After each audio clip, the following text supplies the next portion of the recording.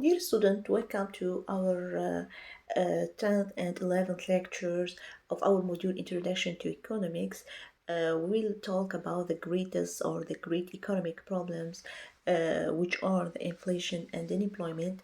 Let's start with lecture number 10 with the inflation as a great economic problem. So through our two lectures, which are about the inflation and unemployment, we'll first of all start by the definition of inflation and deflation, and the main causes of inflation and its effects, and also the definition of unemployment and unemployment rate. How could we calculate the unemployment rate, and the different types of unemployment. And we conclude these two lectures with the curve, which give us the relationship between two variables, the inflation rate and unemployment rate, which is the Phillips curves, and we concluded a general conclusion of our two lectures. So let's start first of all with our lecture number 10, which is about inflation. When economics talks about inflation, it may usually means the prices of inflation, which means increasing in cost living. So when we notice that there is increasing cost living, we think directly about the inflation. So what is inflation? Inflation is the long-term increase in prices of services and goods due to devaluation of a. So the inflation means that the consumer price index rises. In the inverse case, which is the deflation is a general downward movement in the prices of goods and services in an economy. Here, when we are talking about the rising in prices of goods and services, it's not temporary, but it's for long term, 1 year or more. We cannot, for example, notice that a certain product rises in their price and we say, oh, okay, there is inflation. No, it has touched a basket of goods and services, and it's one for a period of time, 1 year or more than that.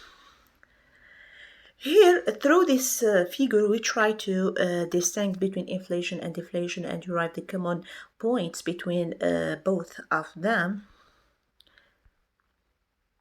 As you see, when we talk about inflation, the results of inflation, we notice purchasing power will decrease and the business cannot plan for the future.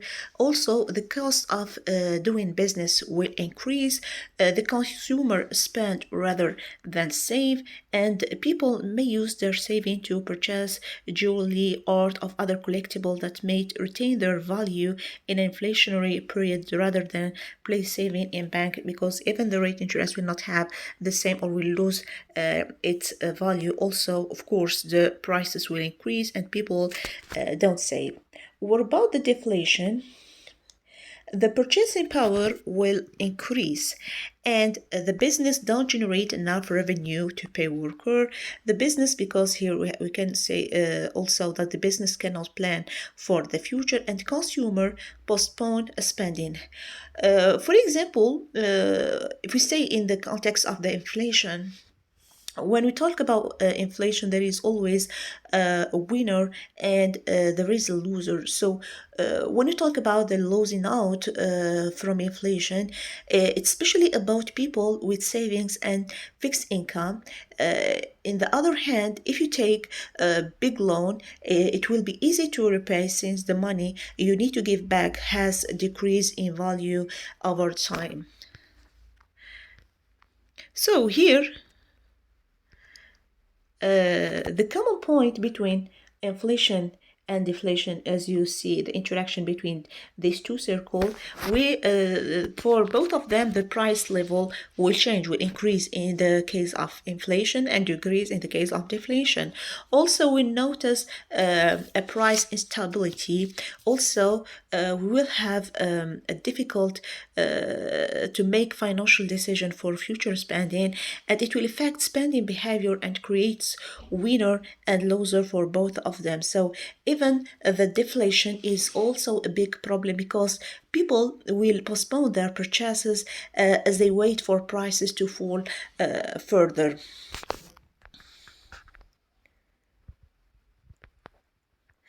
And in the inflation, if the rate inflation is very high, it get out of control and turn into we have also what we call the hyperinflation. Here I just remember a case of Germany when we are out of control of the rate of inflation. In this case, the price rises faster and faster rate, and people lose their confidence in their currency. And this exactly happened in Germany in 1923 and also in Venezuela in 2015. So, what are the main cause of inflation?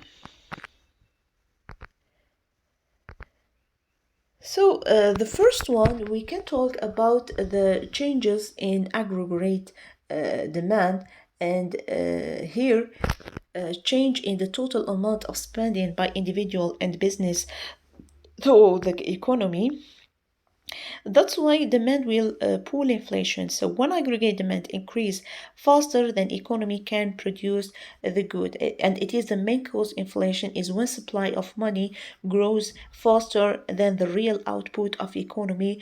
So more money chases the same quantity of goods. Prices will here automatically prices will increase. The second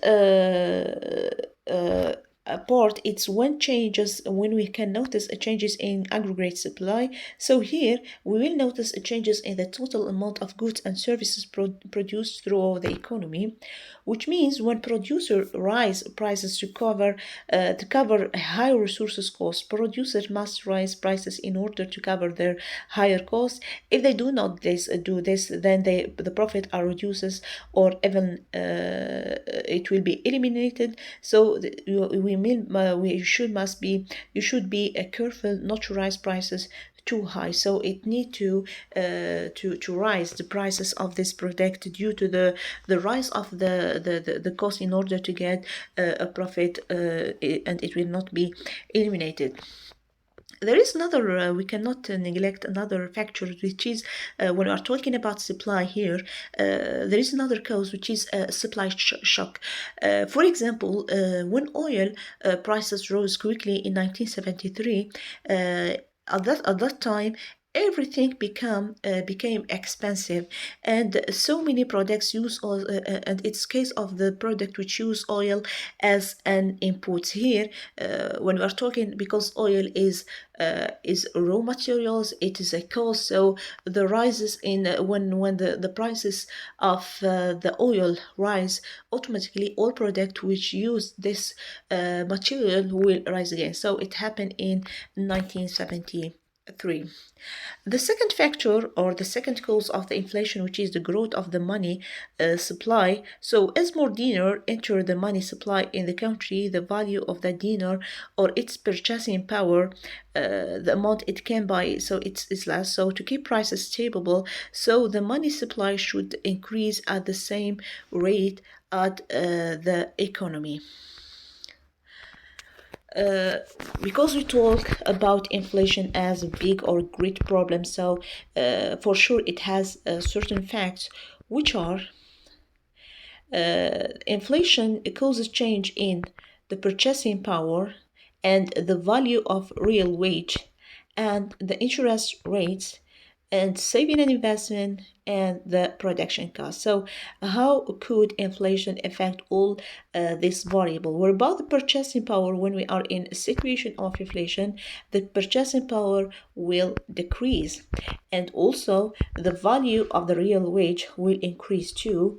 And in order to absorb the monetary mass in the market, we need to raise the interest rate, and of course the saving and investing will decrease, sorry, because we are in the case of uncertainty, so we cannot plan for future or having investment, so it will be decreased. And also of course the production cost will also increase. So in this lesson, we try to give a definition of inflation, and because there is an inverse situation of inflation, which is the deflation, we try to compare between the situation of inflation and the situation of deflation and derive the common point between both of them. But it is important that it will impact the purchasing power and the purchasing power and the stability of the economy. And for both of them, for both of the situation, there is always a winner and always a loser. The main cause of or the main causes of inflation we have causes which is generated by the aggregate demand and the supply, and also the money in the market. And also the main effects of inflation, it affect principally four variables, which are the purchasing power, the value of real wage, the interest rate, and saving and investment, and production costs. In the next lesson, in our next video, we'll talk about unemployment and the relationship between employment and inflation. Thank you for your attention.